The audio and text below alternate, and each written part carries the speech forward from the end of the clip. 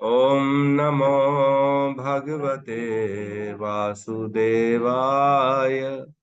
ओम नमो भगवते वासुदेवाय। ओम नमो भगवते वासुदेवाय।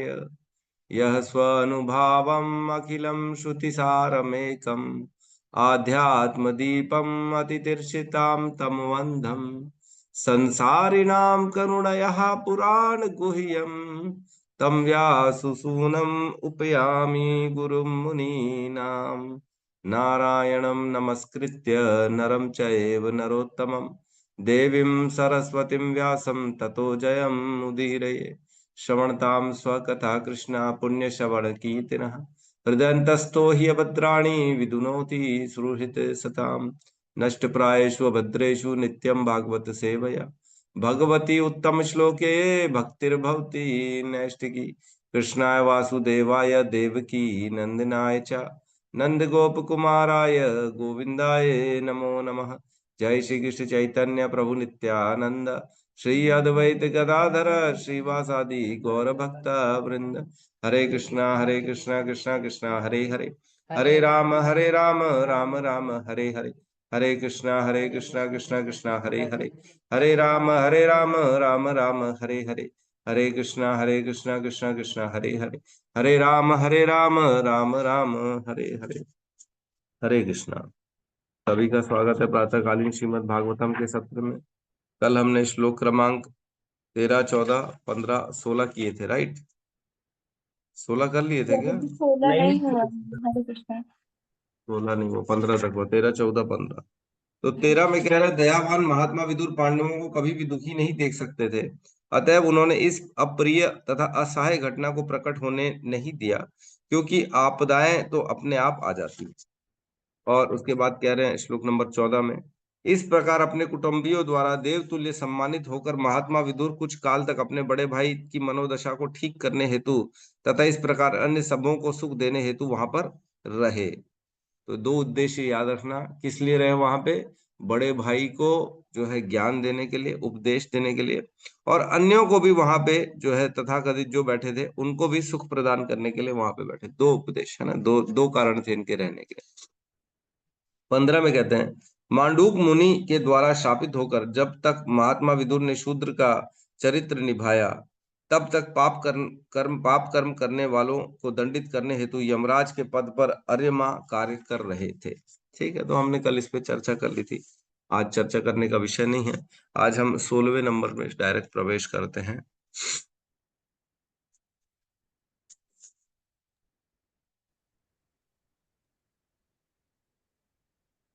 आज साइट में हो क्या बात प्रभु जी? साइड में हो गया। जी।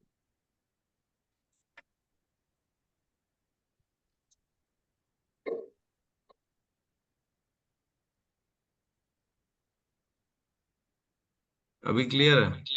नहीं प्रभु जी, अभी भी साइट में ही है।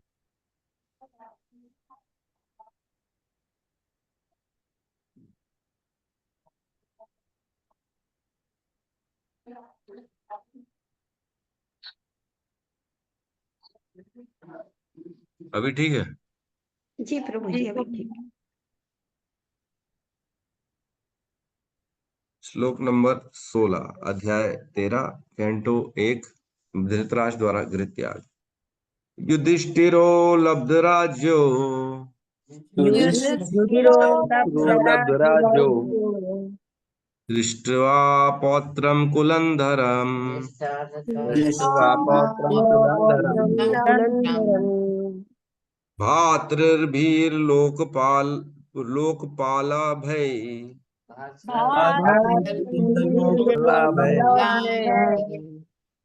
मुमुदे परया श्रिया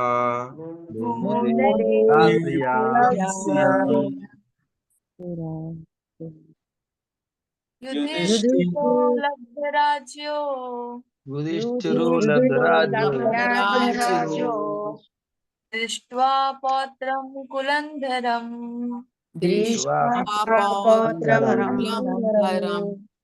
भ्रातृभिर्लोकपालाभे भाला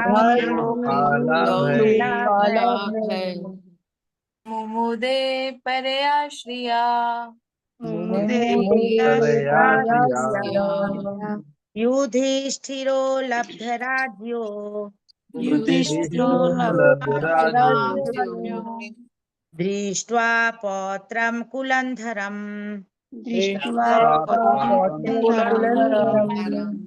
भ्रातृभिर्लोकपालाभैर्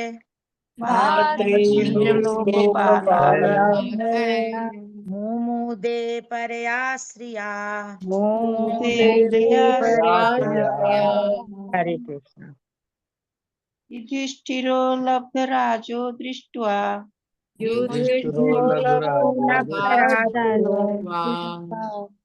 पौत्रं कुलन्धरं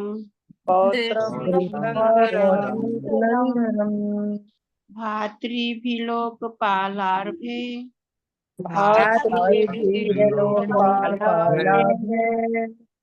मुमुदे परया श्रिया। हरे कृष्ण।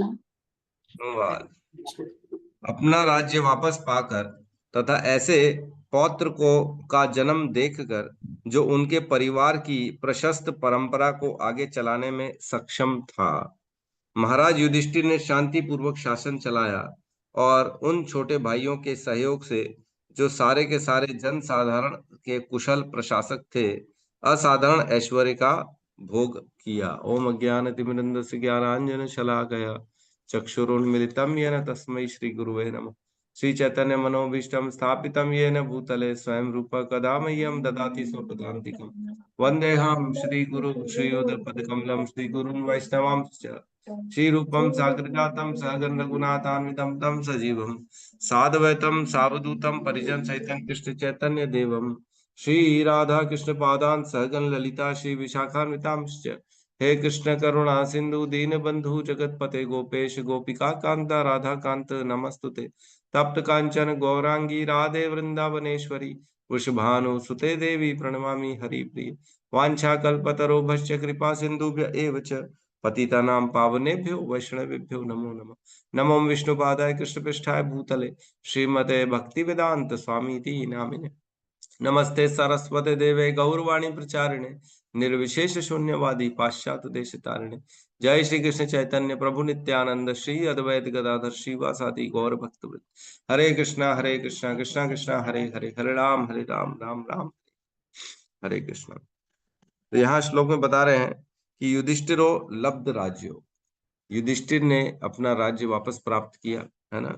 कौरवों को जब उनका परास्त हो गए उसके बाद वो अपने राज्य में वापस लग गए थे। युधिष्ठिरो लब्ध राज्यो, अपना जो राज्य पैतृक जो उनका अधिकार था वह राज्य प्राप्त करके, दृष्टवा पौत्रम कुलंधरम, अपने पौत्र को देखा। किसको देखा? परीक्षित महाराज का जन्म जो देखा उन्होंने, जिनका जन्म हुआ था, और उस जन्म से वो काफी संतुष्ट थे क्योंकि ब्राह्मणों ने तरह तरह की उनकी भविष्यवाणी करी थी कि पांडवों का कुल वो ऐसा, इनके जैसे राजा क्या क्या शिशी क्या क्या 3-3 4-4 राजाओं का नाम बताए थे उन्होंने कि इस राजा के तरह दानवीर होगा, राम की तरह मर्यादावादी होगा, और तरह तरह का कृष्ण की तरह होगा, सब की तरह का नाम दिया था उन्होंने कि ऐसा होगा। तो ये जानकर युधिष्ठिर महाराज काफी संतुष्ट थे और उनको चैन मिला कि मेरे बाद इस राज्य को चलाने के लिए एक धर्मात्मा है जो धर्म के अनुसार राज्य को चलाएगा। उनकी सबसे बड़ी चिंता क्या थी? राज्य का प्रशासक जो होना चाहिए वो धर्म का अनुसरण करने वाला होना चाहिए, अधार्मिक नहीं होना चाहिए। क्यों?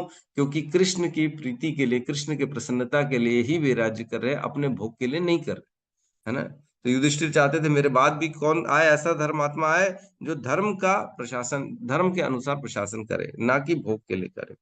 तो दृष्टवा पौत्रम कुलंदरम, देख के थोड़े से प्रसन्न हुए और उनको संतुष्टि मिली। भात्र भीर लोकपाला भाई, और उनके जो उन्होंने शासन चलाया, उनके भाइयों ने मिलके उनकी काफी जो है हेल्प जो करी होगी। क्यों? क्योंकि उनके भाई भी सारे के सारे कुशल प्रशासक थे। वो सारे के सारे जो चारों पांचों भाई हैं, ये लोग सारे के सारे समझदार हैं और कोई भी जो है अनैतिक कार्य नहीं करता, और प्रशासक है, प्रजा की रक्षा करने वाले हैं सारे के सारे। और मुमुदे परया श्रिया, और अत्यंत दुर्लभ जो ऐश्वर्य है उसका भोग किया। मुमुर्दे परया श्रिया, मतलब जी इतना ज्यादा ऐश्वर्य था उस समय युधिष्ठिर महाराज के बाद, इतना भोग था। हमने चर्चा करी कि स्वर्ग के लोग भी, स्वर्ग लोक के वासी भी उनकी कामना करते थे और युधिष्ठिर महाराज के लिए बोलते थे, वाह कितना ज्यादा ऐश्वर्य है इनके पास, है ना। हमने पढ़ा हुआ है कि स्वर्ग के लोग भी उनके गान करते थे, उनकी महिमा का गान करते थे युधिष्ठिर महाराज की, कितना ज्यादा ऐश्वर्य है उनके पास। तो इतना दुर्लभ, इतना ज्यादा अति में उनके पास ऐश्वर्य था। उस ऐश्वर्य का भोग किया और राज्य शासन चलाया और अपने पौत्र के प्रति वो संतुष्ट थे कि उनका जन्म हो गया है, और भाइयों के साथ कुशल शासन किया। तो ये श्लोक क्यों बता रहे हैं यहाँ पे, जबकि पिछले श्लोकों में बताया कि जो है विदुर महाराज से जो 4 प्रश्न पूछे उसमें विदुर महाराज ने क्रम वाइज सब बताया, लेकिन एक नहीं बताया कि द्वारका में जो कृष्ण के सखा हैं, कृष्ण के बंधव हैं, सुहृद हैं, उनका क्या हुआ, ये नहीं बताया उन्होंने। हमने कल चर्चा करी थी। तो यहाँ कह रहे हैं नहीं बताया, तो युधिष्ठिर भी ज्यादा ध्यान नहीं दे पाए। क्यों? क्योंकि वो शासन में बिजी थे, है ना। यहाँ पे उनके ऊपर इतनी जिम्मेदारी थी कि इतना ज्यादा उनके ऊपर वर्कलोड था कहते हैं ना, वर्कलोड ज्यादा था, इसलिए वो ध्यान नहीं दिए। और इन्होंने अभी फिलहाल तो नहीं पूछा, लेकिन आगे चल के जरूर पूछेंगे, क्योंकि युधिष्ठिर महान भक्त है। तो इस श्लोक में बहुत ज्यादा चर्चा करने के लिए नहीं है, कुछ लाइनें मैं पढ़ रहा हूँ। अतएव सभी उपद्रवों को शांत होने तथा राज्य में शांति स्थापित होने पर और एकमात्र बचे हुए बालक परीक्षित को देखकर युधिष्ठिर संतुष्ट थे, तथा क्षणिक और भ्रांत करने वाले भौतिक सुख के प्रति आकर्षण न होने पर भी मानव होने के कारण उन्हें कुछ चैन मिला। तो वो बोले कि इसमें बता रहे कि यद्यपि उनका भोगों के प्रति कोई जो है इंटरेस्ट नहीं था, फिर भी उनके पास बहुत भोग थे, लेकिन उन्होंने कभी भी भोग किया नहीं। वो तो कृष्ण की भक्ति करते थे, और यद्यपि भोग होने के बावजूद वो उनसे मतलब अलिप्त रहते थे, उसमें निर्लिप्त नहीं रहते थे, और उन्होंने शासन चलाया इस प्रकार। ठीक है, तो हम अगले श्लोक में प्रवेश करते हैं, 17 नंबर श्लोक में।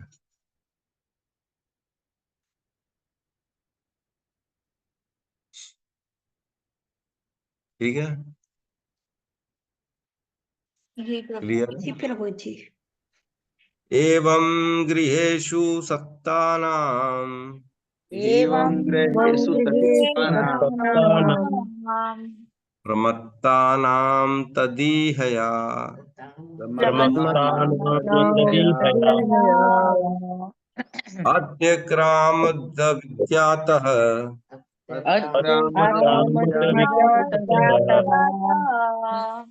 कालः परम दुस्तरः।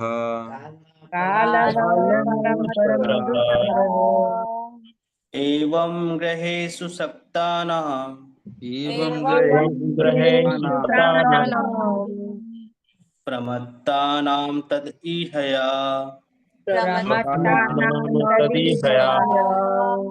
सत्यक्रामात् अविज्ञातः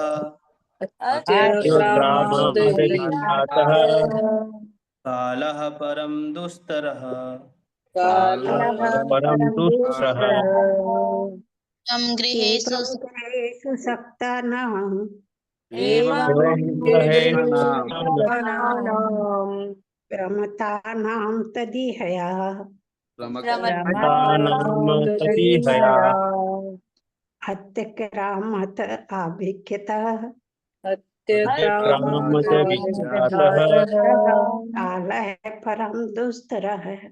परम दुष्टः। एवं ग्रहेषु सक्तानां ग्रहेषु सक्तानां प्रमत्तानां तदीहया अत्यक्रामद् अभिज्ञातः कालः परम दुस्तरः। परम दुष्टः। अनुवाद। जो मनुष्य घरेलू विषयों में अत्यधिक लिप्त रहते हैं और उन्हीं के विचारों में मग्न रहते हैं, उन्हें दुस्तर सनातन काल अनजाने ही धर दबोचता है। बहुत गहरा श्लोक है, बहुत ही गहरा श्लोक है। आज कोशिश करेंगे हम इस श्लोक की व्याख्या करने की, समझने की कोशिश करेंगे और जल्दबाजी में इस श्लोक को आगे नहीं बढ़ाएंगे, क्योंकि ये हम सब से रिलेटेड है। हम सबको समझना होगा कि ये श्लोक यहाँ पे क्यों रखा गया। एहम एवं गृहेषु सत्तानाम, एवं गृहेषु सत्तानाम मतलब इस तरह घरेलू विषयों में जो आसक्त रहते हैं। किस तरह? यद्यपि युधिष्ठिर महाराज नहीं है आसक्त, क्योंकि हमने पहले ही पढ़ा है ना, श्लोक क्रमांक 1.12.6 में 1.12.6 में हमने पढ़ा है। एक बार खोलेंगे 1.12.6, मैं आपको बता दूं, क्योंकि ऐसा लिखा है लेकिन वो आसक्त नहीं हम जानते। 1.12.6 इसमें कहते हैं, हे ब्राह्मणों, राजा का ऐश्वर्य इतना मोहक था कि स्वर्ग के निवासी भी उनकी आकांक्षा करते थे, लेकिन चूंकि वो श्री भगवान की सेवा में तल्लीन रहते थे, अतएव उन्हें श्री भगवान की सेवा के अतिरिक्त कुछ भी तुष्ट नहीं कर सकता था। है ना, ये युधिष्ठिर महाराज का वर्णन हुआ था कि उनको यद्यपि स्वर्ग से ज्यादा उनके पास भोग था, लेकिन उनको सिर्फ भक्ति तुष्ट कर सकती थी और कुछ भी उनको तुष्ट नहीं कर सकता था। तो यहाँ पे कह रहे एवं गृहेषु सत्ता नाम, तो ऐसे लोगों की बात चल रही है जो गृहस्थ जीवन में आसक्त रहते हैं, है ना, गृहस्थ जीवन में आसक्त रहते हैं। और क्या लिखा है?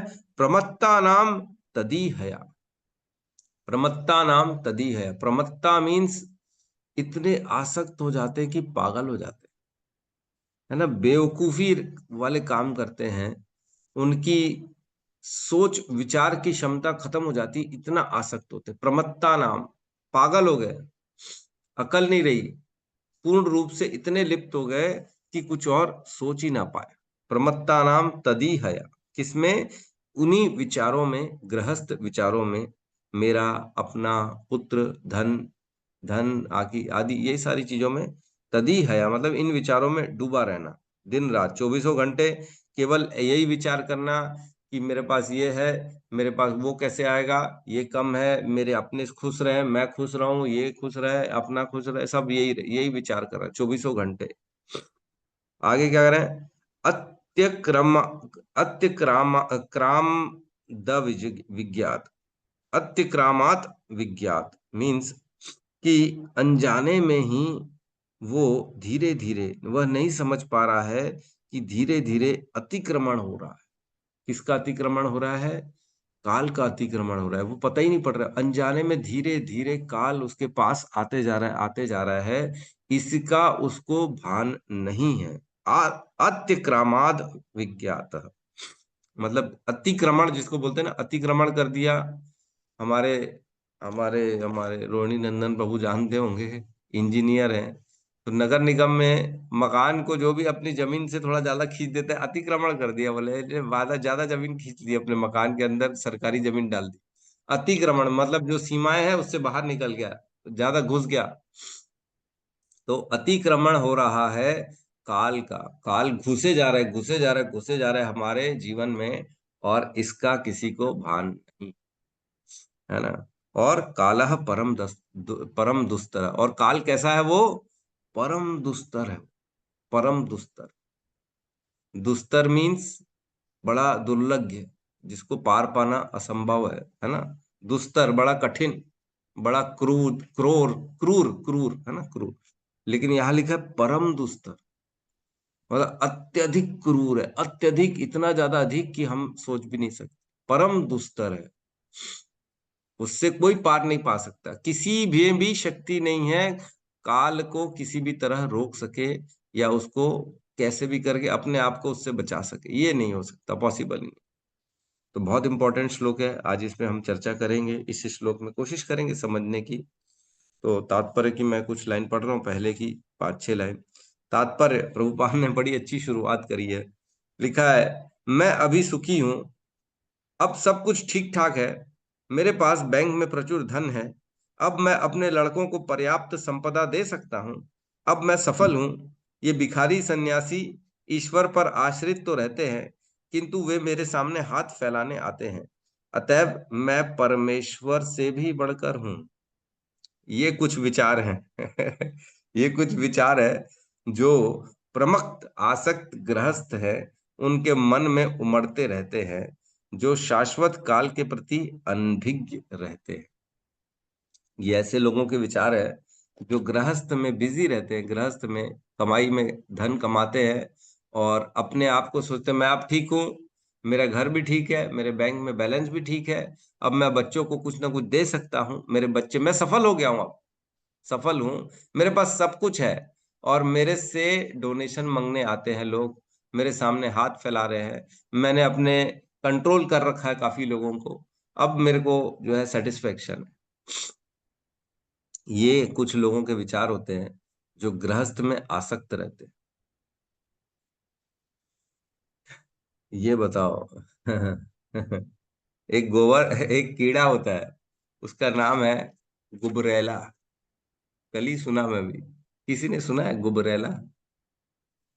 किसी ने जी सुना है? प्रभु जी, जी प्रभु जी, सुना है। काले रंग का हाँ, होता है, बड़ा बड़ा रहता है, अच्छा, गोबर में माता ही जी ने, रहता है। हाँ, गोबर में गोबरैला बोलते गुबरैला। हैं। गुबरैला जो कीड़ा होता है वो गोबर में रहता है। और गोबर में क्या करता है वो? गोबर में एक्चुअल में वो पूरा जो है गोबर पर निर्भर होता है, वो उसका खाना पीना सब गोबर ही होता है। तो वो गोबर में इतना ज्यादा आसक्त होता है कि गोबर में घुसता है और उसका ना गोले बनाता है बड़े, है ना, उसको प्रवेश करता है गोबर में और बड़े बड़े उसके गोले बनाता है और शाम तक गोले बनाता है ताकि मैं इसको गोले को वापस ले जाऊं, अपने बिल में रख लूं और सुखी हो जाऊं, है ना। तो पूरी मेहनत करता है गुबरेला और गोबर में प्रवेश करता है, गोबर खाता भी है और गोबर में गोले बनाता है, उसको जो बॉल्स बोलते हैं, बॉल बनाता है वो। और धीरे धीरे वो बॉल को बड़ा करता है, धीरे धीरे बॉल को बड़ा करता है ताकि मैं ज्यादा से ज्यादा बॉल बना के अपने घर ले जाऊं। और उसकी क्षमता ऐसी है कि वो अपने से 1141 गुना, है ना, अपनी साइज, अपने वजन से 1141 गुना बड़ा खींच सकता है, उससे ज्यादा वजन खींच सकता है, जितना उसका वजन है उससे ज्यादा। सोचो कितनी शक्ति है उसके पास। हम अपने से 10 गुना क्या, हम तो अपने से आधा भी नहीं उठा सकते, हम अपने से आधे को भी खींचना बड़ा मुश्किल होता है। 100 किलो का वजन है तो 50 किलो ले दे के हम कोई चीज को खींच सकते हैं, लेकिन उसका 1100 गुना अधिक खींचता है वो अपने वजन से। और वो बॉल इतना बड़ा बना लेता है धीरे धीरे कि शाम को फिर पूरा दिन बॉल बनाता है गोबर का और शाम को अपने घर खींच के अपने बिल में लेके जाने की कोशिश करता है। तो उसके पास शक्ति है, वो लेके जाता है वापस। लेकिन जब बिल में पहुंचता है तब देखता है कि मैंने तो कुछ ज्यादा ही बड़ा बॉल बना दिया बिल में ये घुस नहीं पाएगा। तो मजबूरी में बहुत प्रयास करने के बाद वो छोड़ देता है, क्योंकि बिल के अंदर वो जा ही नहीं पाएगा, इतना बड़ा बॉल बन गया है। और वापस वो बिल में चला जाता है और अंतोतगत्वा गोबर बाहर ही छूट जाता है, जो कि रात में नष्ट हो जाता है, धीरे धीरे सूख जाता है और वो कोई ना कोई उठा लेता है, यो जो भी है। तो कहने का मतलब ये है, वो गुबरेला जो है, गोबर का कीड़ा, उसको ये नहीं मालूम कि मैं जहां मेहनत कर रहा हूँ, जहां पे श्रम कर रहा हूँ, जो मेरा, जो दिन भर मैं खाता हूँ उसके लिए इतनी मेहनत कर रहा है और रात को ले जाता है बेचारा, अपने से इतना वजन उठा उठा के खींच खींच के ले जाता है, लेकिन बिल में तो वो साथ में जा ही नहीं सकता, बिल में नहीं जा सकता, बाहर छोड़ना ही पड़ेगा, अकेले बिल में जाना पड़ेगा। फिर अगले दिन उठता है, अगले दिन फिर यही काम करता है, गोबर में इतना आसक्त होता है, गोबर ढूंढता है बेचारा, गोबर में प्रवेश करता है, फिर वो अपनी तैयारी करता है कि मैं बिल में इसको लेके जाऊंगा, फिर मेहनत करके गोला बनाता है, फिर वापस ले जाता है, फिर आखिर उसको बाहर छोड़ना पड़ जाता है। यही हिसाब किताब हमारे साथ भी है। पूरा जीवन मेहनत करते हैं, मेहनत करते हैं, ये कमाते हैं, वो कमाते हैं, धन बैंक बैलेंस बढ़ाते हैं, है ना, इन्वेस्टमेंट करते हैं, इधर करते हैं, उधर करते हैं, पूरा जीवन। रोज सुबह से उठते हैं, मेहनत करते हैं, रात तक मेहनत करते हैं। कई लोग तो 14-14 घंटे मेहनत करते हैं। क्यों कहते हैं? क्योंकि मुझे धन कमाना है, क्योंकि मुझे मेरी प्रॉपर्टी चाहिए, उनके कोई भी डिमांड हो सकता है, किसी को नाम चाहिए, किसी को ऐश्वर्य चाहिए, किसी को अपनी जो है लोगों के बीच में अपना जो है नाम, मेरा लोग गाए, माला पहनाए, हमेशा मेरा चर्चा हो। इस तरह की लोगों की डिमांड के कारण इतना मेहनत करते हैं, इतना मेहनत करते हैं, लेकिन अंतोतगत्वा जब शरीर छोड़ के जाते हैं तो कुछ नहीं लेके जाते, सब यहीं छूट जाएगा। इसका भान ही नहीं किसी को। व्यक्ति देख ही नहीं पा रहा है। इसी को करे प्रमत्ता नाम, पागल की तरह मेहनत करना, जबकि मालूम है कि ये सब छूटने वाला है, कुछ नहीं लेके जाने वाला हूं मैं, ये सब यहीं का यहीं रहने वाला है। तो फिर किसके लिए इतनी मेहनत करनी, किसके लिए? बैंक में बैलेंस छोड़ दिए, करोड़ों रुपए अगर छोड़ भी दिया किसी ने, पूरी मेहनत करके करोड़ों रुपए कमाए, बैंक में बैलेंस छोड़ दिए, तो किसके लिए? बच्चे के लिए ना। वो क्या करेगा? वो तो जो है ना, बोले पूत कपूत तो संजोए क्या, है ना, पूत सपूत तो संजोए क्या। क्यों संजोना? अगर पूत सपूत है, अगर अच्छा लड़का है तो खुद कमा लेगा, और अगर गंदा लड़का है तो भी क्या संजोना, वो तो पूरा विनाश कर देगा। तो ऐसा धन किसके लिए करना? हम देखते हैं स्विस बैंक में लोगों के इतने पैसे जमा हैं कि लोग अब मर चुके हैं, उनको क्लेम करने वाला कोई नहीं है। करोड़ों करोड़ों रुपए हैं जिसने मेहनत करके पाप करके कमाए होंगे। इतने सारे पॉलिटिशियन हैं, बड़े बड़े बिजनेसमैन हैं, उन्होंने पाप करके पैसे कमाए, 2 नंबर का धन कमाया, स्विस बैंक में करोड़ों रुपए कमाए। और उस स्विस बैंक में क्या है, बस एक पासपोर्ट होता है, अगर वो आपने बताया तो आपका अकाउंट में से जो पैसा धन मिलेगा, अगर पासवर्ड नहीं बताया तो आपका धन आपको नहीं मिलेगा। तो ऐसे सालों से किसी ने पासवर्ड बताया नहीं है, ऐसा धन वहां पड़ा हुआ है, मतलब खत्म हो गया, मर गए, अब उनको क्लेम करने वाला कोई नहीं। किसके लिए कमाया? पाप करके कमाया ना, किसके लिए कमाया? सब छूट गया, लेके तो जा नहीं पाएंगे। एक बकरा होता है, जब बकरे को काटते हैं तो उसके ऊपर उसको माला पहनाई जाती है और उसको चावल वावल डाले जाते हैं। तो उसके बाजू में जो दूसरा बकरा होता है ना, वो उसी चावल को खाता रहता है। वो ये नहीं देख पाता कि मेरे सामने वाला जो बकरा है वो कट रहा है, उसकी मृत्यु हो गई है, और ये अपना खाने में व्यस्त है। हैं तो हम भी ऐसे ही हैं। इतने लोगों की मृत्यु देखने पर भी हम ये नहीं समझ पा रहे हैं कि मैं काम क्या कर रहा हूं, इतना समय, इतनी हाय हाय किसके लिए? जरा ठहरो, रुको, जरा समझो, देखो करना क्या है जीवन में, किसके लिए? सुख दुख तो काल के शक्ति से ऑटोमेटिक आ ही जाता है। कालेन सर्वत्र गंभीर रहंसा, हमने पढ़ा है, यल लभते दुख वदन्यता सुखम, कालेन सर्वत्र गंभीर रहंसा। जो दुख और सुख है, ये तो काल की शक्ति से ऑटोमेटिक आता जाता रहता है, इसके लिए प्रयास नहीं करना है। किसके लिए प्रयास करना है? तस्य हेव हेतो प्रयतेत कोविदो न लभते यद ब्रह्मदाम उपरिता। जो पूरे ब्रह्मांड में आसानी से उपलब्ध नहीं है, ऐसी वस्तु के लिए प्रयास करना है, ना कि सुखों के लिए प्रयास करना है, जो कि काल की शक्ति से खुद ब खुद आता और जाता है। बहुत इंपॉर्टेंट है ये श्लोक। व्यक्ति केवल और केवल अपने जीवन में, अपने गृहस्थ जीवन में आसक्त होकर केवल अपने परिजनों के लिए, अपने बच्चों के लिए, अपनी पत्नी के लिए काम करता है, और पूरा समय निकल जाता है। समय बहुत ही लिमिटेड है। आप सब में से किसी ने तो एग्जाम दिया होगा, है ना, कोई भी अच्छा एग्जाम या स्कूल का एग्जाम तो दिया ही होगा एटलीस्ट, जहां पे लिमिटेड टाइम होता है। पेपर मिलता है और आपकी घंटी टिक टिक टिक टिक चालू हो जाता है समय, 2 घंटे का, 3 घंटे का, जो भी समय फिक्स रहता है, उस समय में उस एग्जाम का पेपर को भरना पड़ता है। उस समय के पहले और उस समय के बाद कोई मतलब नहीं। जो समय है एग्जाम का, उस समय में जो लिखा, बस उसी के आधार पर पूरा भविष्य निर्भर होता है कि नहीं होता? जो भी एग्जाम देंगे, अगर उस समय के पहले या उस समय के बाद चिंतन किया, अरे इसका आंसर तो ये था, इसका आंसर तो ये था, मेरे से गलती हो गई, ये हो गई, वो कोई काम का नहीं। कितना पढ़ लो एग्जाम के पहले, अगर एग्जाम में नहीं लिख पाए तो क्या मतलब?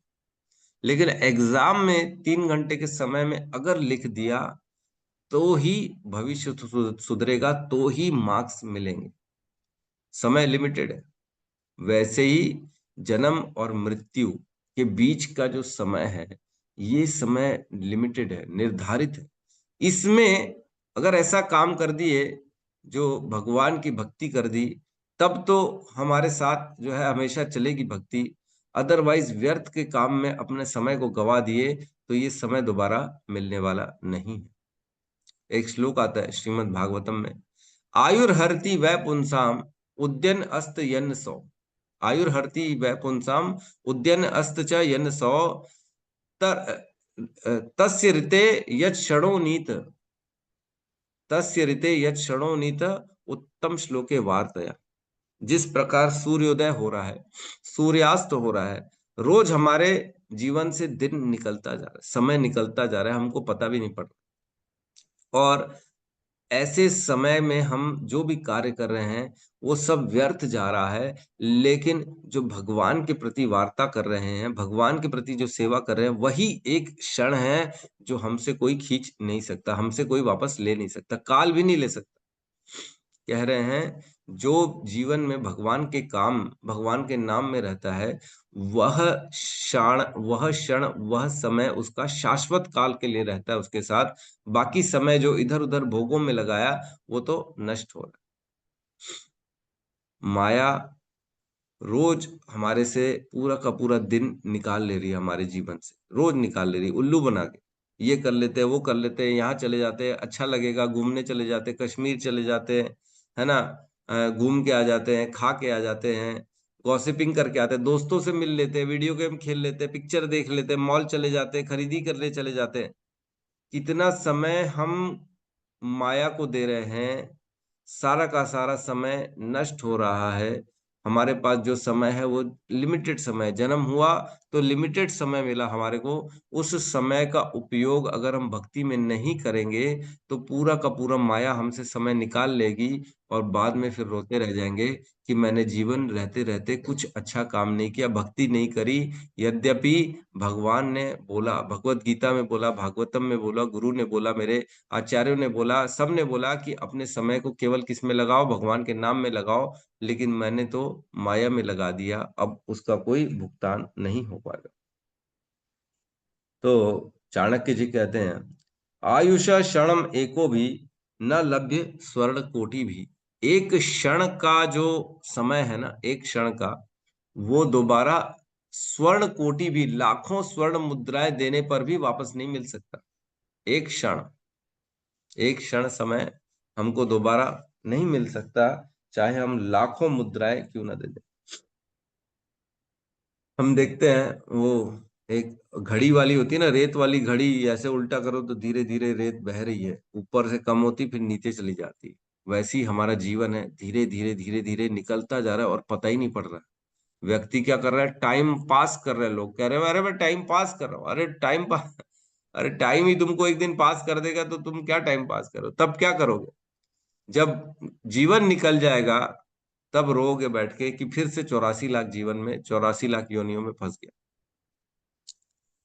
मैं परसों नरसों गया था नागपुर, मेरी वाइफ के गुरुजी हैं उनके यहाँ, उसको दर्शन कराने।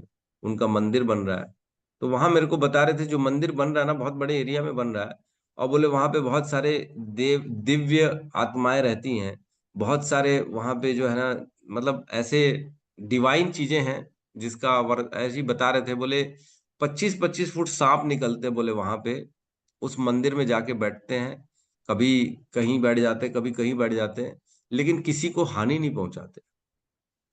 तो बता रहे थे कि एक बार तो एक सांप था जो हट ही नहीं रहा था, हट ही नहीं रहा था। कई बार सांप का आते चले जाते, लेकिन एक तो हट ही नहीं रहा था।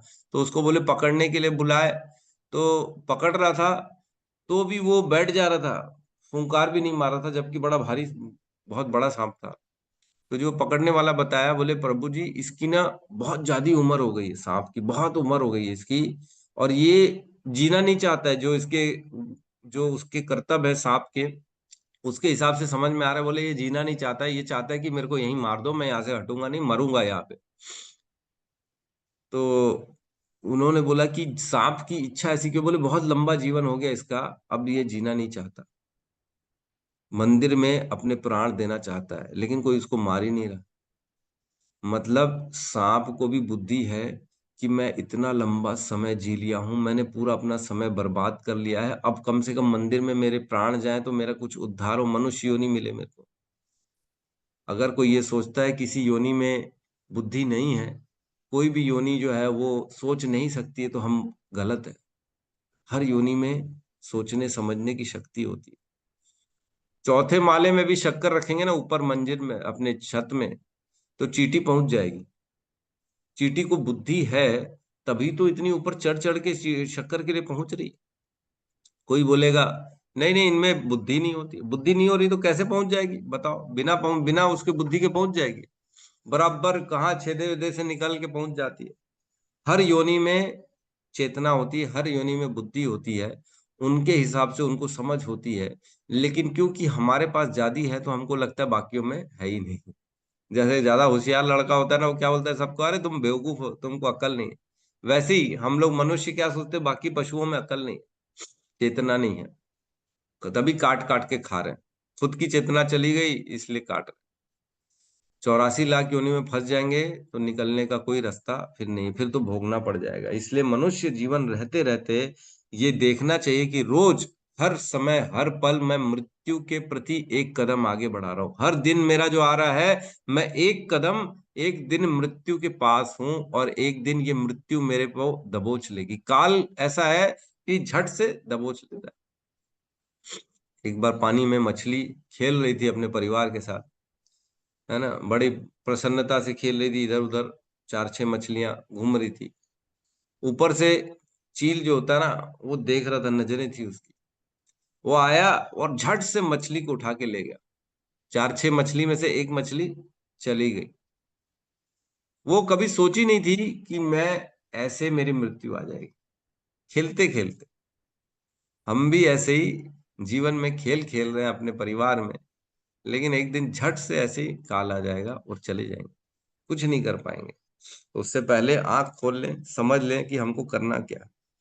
तो इसमें तात्पर्य में लिखा है प्रभुपाद ने, मनुष्यों के लिए ऐसा समय अत्यंत मूल्यवान है और इसे सतर्कता से बिताया जाना चाहिए, क्योंकि अदृश्य रूप से बीते एक क्षण को कठिन कमाई से संग्रह किए गए हजारों सोने के सिक्कों में भी नहीं बदला जा सकता। तो नहीं मिलेगा। अपन ने पढ़ा जैसे चाणक्य जी ने बताया। और कह रहे हैं मानव जीवन का प्रत्येक क्षण अंततः जीवन की समस्याओं का समाधान करने के निमित्त अर्थात बारंबार जन्म मृत्यु एवं 84 लाख योनियों में भटकते रहने से छुटकारा पाने हेतु है। मनुष्य का जीवन काय के लिए है? जो सबसे बड़ी समस्या है उसका समाधान करने के लिए। सबसे बड़ी समस्या क्या है? 84 लाख योनियों में जन्म मृत्यु के चक्र में फंसना। लेकिन मनुष्य जीवन में रहते रहते हम क्या करते हैं, छोटी छोटी समस्याओं पे ध्यान देते, बड़ी समस्या पे ध्यान नहीं देते। छोटी समस्या क्या? सर दर्द है, धन का भाव है, बच्चे की एडमिशन करानी है, बच्चे को जो है ना नौकरी दिलानी है। अब बस पोता हो जाए प्रभु जी, बस बस पोता हो जाए। पोता पोती हो जाते हैं तो व्यक्ति उसी में लगा रहता है, अरे पोता छोड़ता नहीं है ना। हमारे एक भक्त है बेचारे, पोते के प्रति बड़ी आसक्त है। उनके पोते के लिए वो इतना करते हैं, मैं जब जब सुनता हूँ, अब मैं क्या बोलूँ अब उनको। वो बोलते हैं मैं प्रभु जी 16 माला तो अपने लिए करता हूँ, लेकिन 4 माला अपने पोते के लिए करता हूँ। अरे पोता एडमिट है हॉस्पिटल में तो सब काम छूट गए उनके, तो तुम भक्त बन गए, ब्रह्मचारी सन्यासी बन गए, अब तो छोड़ो घर के प्रति आसक्ति। काहे के ब्रह्मचारी, काहे के सन्यासी, घर में फंसे हुए अभी।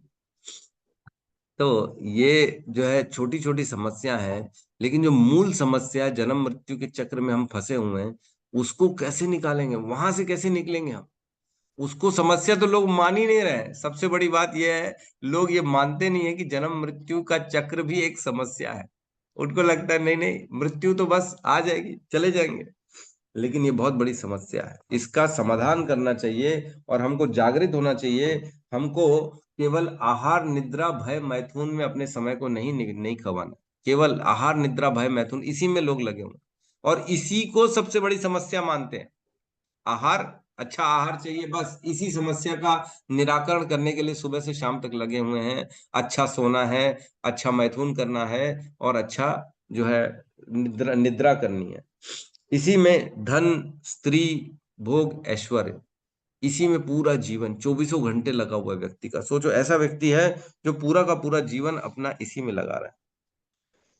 प्रभुपाद कह रहे हैं उन्हें इसका पता ही नहीं रहता कि जीवन की समस्याओं का किस प्रकार समाधान किया जाए। उल्टे वे क्षणिक पारिवारिक झंझटों में उलझे रहते हैं और उनकी समझ में यह नहीं आता कि शाश्वत समय अदृश्य रूप से व्यतीत होता जा रहा है। उनकी सीमित आयु हर क्षण घटती जा रही।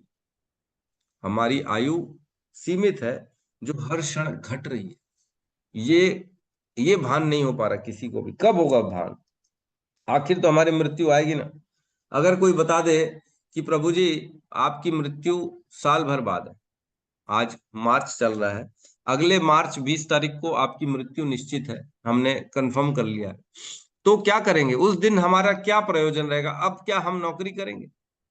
आज अगर पता पड़ जाए 1 साल बाद मेरी निश्चित है मृत्यु, उस दिन हम क्या सोचेंगे? आज से अब मैं काम करूंगा और मैं पैसा कमाऊंगा?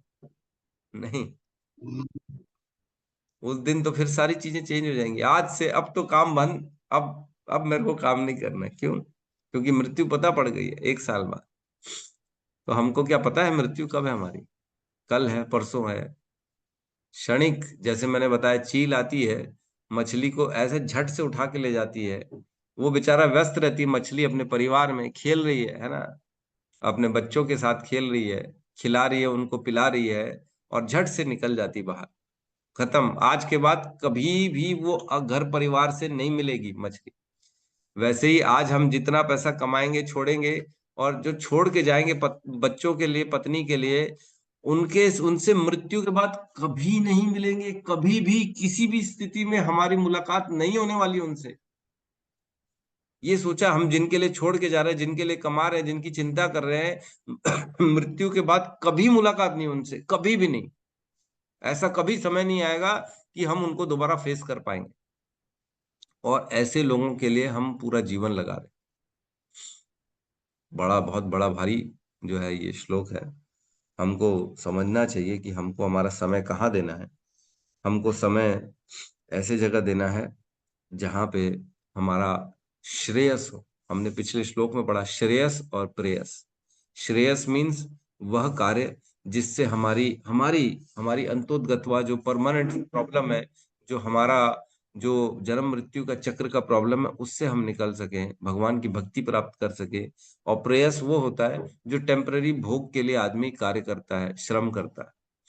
तो हमने पढ़ा है, एक श्लोक आता है, उसमें कहते हैं धर्म स्वनिष्ठुतः पुंसाम विश्वक्सेन कथासु यः न उत्पादयेत यतिरधिम श्रम एव ही केवलम। अगर किसी भी कार्य से, किसी भी वर्णाश्रम धर्म से भगवान विश्वक्सेन, अगर भगवान के चरणों में प्रीति उत्पन्न नहीं हो रही है, तो वो कार्य केवल व्यर्थ का श्रम है, व्यर्थ का श्रम और कुछ नहीं है। जैसे बच्चों की परवरिश, धन की संचालन, धन के लिए मेहनत करना और वगैरह वगैरह, अपने अपने सम्मान के लिए, अपने नाम के लिए, अपने ऐश्वर्य के लिए श्रम पे लगे हुए, मेहनत कर रहे हैं, तो ये सारे कार्य क्या है? व्यर्थ है। श्रम एव ही केवलम, इससे कुछ भी रिटर्न नहीं मिलने वाला। तो आज का जो ये बहुत इंपॉर्टेंट है श्लोका, इसको हमको समझना है और अपने समय को बर्बाद नहीं करना है, अपने समय को सदुपयोग करना है, बड़े ही कॉन्शियसली, बड़े दिमाग के साथ अपने समय का उपयोग करना है। समय इन्वेस्ट करना है, न कि पास करना है। Time should be invested, not past, है ना। टाइम को पास नहीं करना है, इन्वेस्ट करना है, ऐसी जगह इन्वेस्ट करना है जहां से भर भर के रिटर्न आए, भर भर के। बुद्धिमान व्यक्ति वही जगह अपना लगाता है समय जहां से कुछ मिल जाए। तो हम ऐसी जगह समय लगाते हैं जहां से केवल मिलता ही मिलता रहता है। हरि वो, कहीं वहां पे कोई नुकसान नहीं है जो समय अपना भगवान के प्रति देता है ना। नेह अभिक्रमनाशो अस्ति प्रत्यवायो न विद्यते स्वल्पमसि धर्म से त्रायते महतो भयात। जो इस धर्म के कार्य में, इस भक्ति के कार्य में अपने समय को लगता है, उसका समय कभी नाश नहीं होता, और उसका यह जो कार्य किया गया है, ये महान भय से उसकी रक्षा कर देता है। ठीक है, तो किसी का प्रश्न है तो हम ले सकते हैं। हरे कृष्ण प्रभु जी। प्रभु जी हरे एकादशी कब है? 25 को 26 को? 26 को है माता जी। प्रभु जी, जो मेरे पास ना आपका जो वीडियो था शुरू से भागवतम वाला, वो शायद मेरे से गलती से डिलीट हो गया। तो ये ना फर्स्ट, इस स्कंद फर्स्ट का फर्स्ट अध्याय का दूसरा श्लोक में जिसमें लिखा ज्ञान कांड विभाग और कर्म कांड विभाग, उपासक कांड विभाग, उसमें ज्ञान कांड को तो वो दिया है कि बड़ा यानी महत्व, पर उपासक कांड विभाग क्या होता है प्रभु जी? मैं समझ ही नहीं पा रहा हूँ आप क्या प्रश्न पूछ रहे हैं। जो